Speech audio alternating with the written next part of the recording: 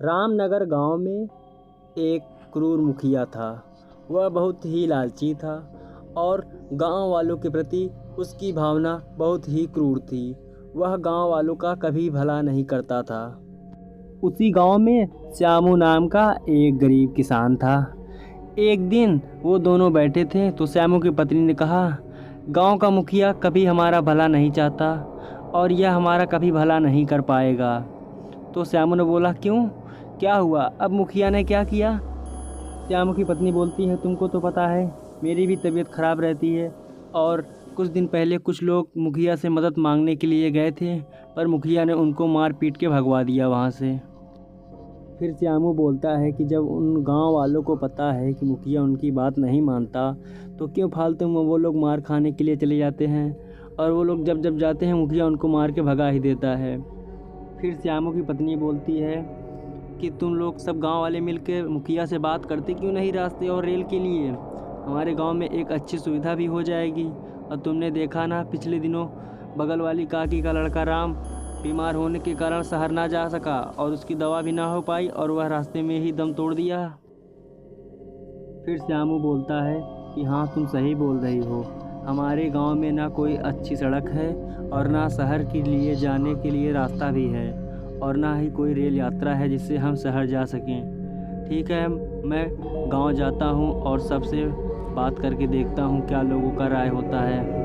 अगले दिन श्यामू एक पुराने पेड़ के नीचे सब गांव वालों को इकट्ठा करता है, जिसमें बिलुआ और होशियार चंद भी थे। फिर बिलुआ बोलता है कि आप सब गांव वालों से मैं यह निवेदन कर रहा हूं कि हमारे गांव में एक रेल यात्रा और सड़क की सुविधा होनी चाहिए। हमारा गांव कितना अच्छा है देखने में और प्राकृतिक रूप से भी अच्छा लगता है।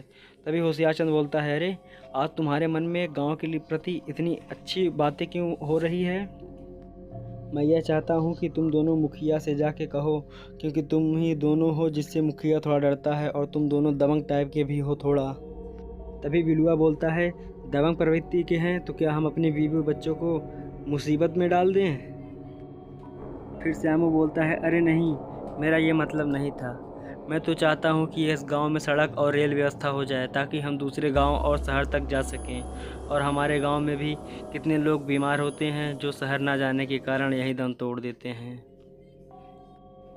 फिर होशियार चंद बोलता है, मुझे पता है, वैसे भी तुम्हारी पत्नी की तबीयत अक्सर ख़राब ही रहती है, इसलिए तुम यह बातें कर रहे हो रेल यात्रा और सड़क के लिए, वरना तुम कभी गांव का भला भी नहीं चाहते। और तुम तो ऐसे बोल रहे हो सड़क बनवाने के लिए जैसे मंत्रियों से मेरी बहुत बड़ी पहचान है और मैं रोज़ उनके साथ उठता बैठता हूँ।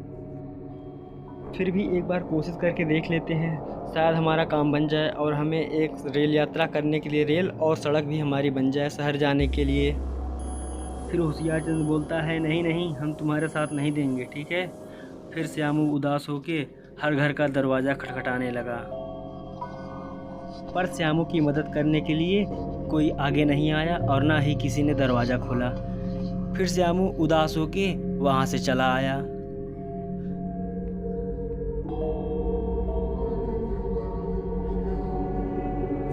और एक पेड़ के नीचे बैठ के रोने लगा अकेले ही।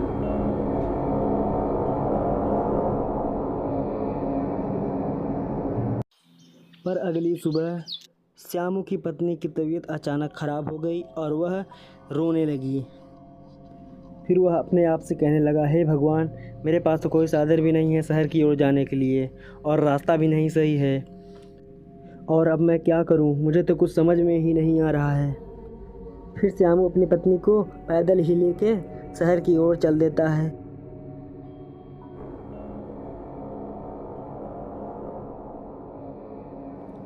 जंगल काफ़ी बड़ा और घना था, जिसके कारण उन्हें कुछ नहीं दिख रहा था। तभी अचानक श्यामू की पत्नी वहीं पे गिर के बेहोश हो गई। फिर श्यामू सोचने लगा, अब मैं क्या करूं? हे भगवान, ये क्या हो गया?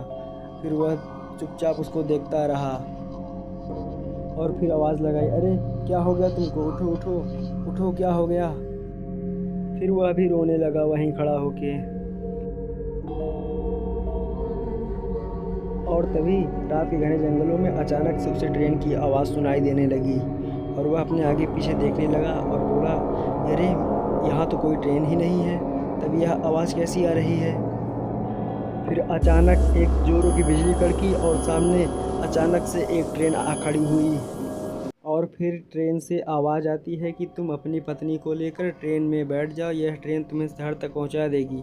फिर श्यामू अपनी पत्नी के साथ ट्रेन में बैठ जाता है और शहर की ओर चल देता है। और फिर ट्रेन उन दोनों को शहर के एक अस्पताल के बगल जंगल में उतार देती है और बोलती है कि मैं यहीं मिलूँगी दोबारा, जब तुम अपना इलाज करवा लेना तो यहीं आ जाना, मैं यहीं मिल जाऊँगी तुम लोगों को। फिर श्यामू ट्रेन को धन्यवाद बोलता है और कहता है ठीक है, हम कल अस्पताल से वापस यहीं आएंगे, हम चल रहे हैं अब। अगले दिन श्यामू अपनी पत्नी का इलाज करवा के वापस चल देता है घर की ओर। और जैसे ही वो लोग जंगल में आते हैं वह ट्रेन फिर वापस वहीं पे आ जाती है। फिर वो लोग ट्रेन के अंदर बैठ के अपनी गांव की ओर चल देते हैं और कुछ ही देर में वह ट्रेन उन दोनों को उसी जंगल में पहुंचा देती है जहां वो लोग उस ट्रेन में बैठे थे, और बोलती है कि मैं हर उस गरीब की मदद करती हूं जो तुम्हारे जैसा परेशान रहता है। फिर इतना बोल के ट्रेन गायब हो गई और वो दोनों भी अपने घर की ओर चल दिए और कुछ देर बाद वो लोग अपने घर पहुंच गए हैं। फिर श्यामू गांव वालों को सारी बात बताया और बताया कि वह ट्रेन सब गरीबों की मदद करती है, कल मुझे भी शहर के अस्पताल तक पहुंचाया और फिर वहां से लेकर आई भी। अब जब भी कुछ काम हो तुम लोग उस जगह चले जाना और उस ट्रेन से मदद मांगना, वह ट्रेन तुमको शहर तक ज़रूर पहुंचा देगी।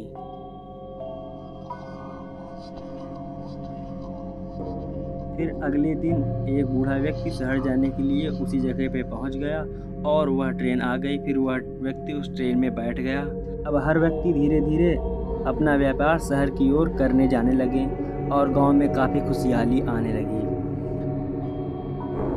चारों तरफ उसी ट्रेन के बारे में चर्चे होने लगे। फिर एक दिन होशियार सिंह और बिलुआ दोनों मुखिया से मिलने गए। वहाँ पहुँचते ही बिलुआ बोलता है, अरे मुखिया, ये सब क्या हो रहा है? गांव में इतना व्यापार कहाँ से हो गया और सब लोग शहर कैसे जा रहे हैं? अगर ऐसा ही चलता रहा तो हम लोग गांव खाली नहीं करा पाएंगे। फिर सेठ बोलता है, अरे मुझे क्या पता नहीं कहाँ से सब लोग शहर की ओर जा रहे हैं और इतना अच्छा व्यापार कर रहे हैं, और देखो गांव में कितनी तरक्की भी हो रही है। अगर ऐसा ही चलता रहा तो हम लोग गांव नहीं खाली करा पाएंगे, और जिन बिल्डरों से हमने पैसा लिया है गांव बेचने के लिए। तभी बिलुआ बीच में ही बोल देता है कि यह सब तब से हो रहा है जब से श्यामू शहर से वापस आया है, पता नहीं क्या उसने किया है, चलो एक दिन उसका हम पीछा करते हैं। फिर एक दिन श्यामू शहर में कुछ काम के लिए जा रहा था। वह वहीं आ गया जहां जादुई ट्रेन आती थी, और फिर जादुई ट्रेन आ गई उसके सामने। तभी बिलुआ और मुखिया लोग भी आ गए और वो लोग देखते ही रह गए, अरे यह कैसी ट्रेन है, ये तो अचानक से यहाँ आ गई। अच्छा श्यामू, तो ये सब तूने किया है, तभी तो हम सोचे कि गांव वाले इतनी तरक्की कैसे कर रहे हैं, अब तू बच के जा नहीं पाएगा। तभी श्यामू पीछे मुड़ के उनसे बोलता है, अच्छा तो इसका मतलब तुम लोग भी मुखिया के साथ ही मिले हो और गांव बेचने में तुम लोग भी इनका साथ दे रहे हो। अब मैं गांव जाके यह बात सबको बता दूंगा। फिर बिलुआ बोलता है, अरे तू जिंदा रहेगा तब तो बताएगा सबको यह बात। फिर अचानक से बिजली चमकी और उसी गांव का एक राम नाम का लड़का आके सामने खड़ा हो गया। आज मैं तुम तीनों की वजह से ही मैं इस हालत में हूँ, मेरी मौत के जिम्मेदार तुम तीनों लोग ही हो, और हाँ ये ट्रेन मैंने अपने जादू से बनाई है और अब तुम लोग इस दुनिया में नहीं रहोगे। फिर अचानक से बिजली चमकी और राम उन तीनों को अपने ट्रेन में बंद करके चला गया, और अब वो लोग कभी वापस नहीं आए और गांव वाले हंसी खुशी से रहने लगे।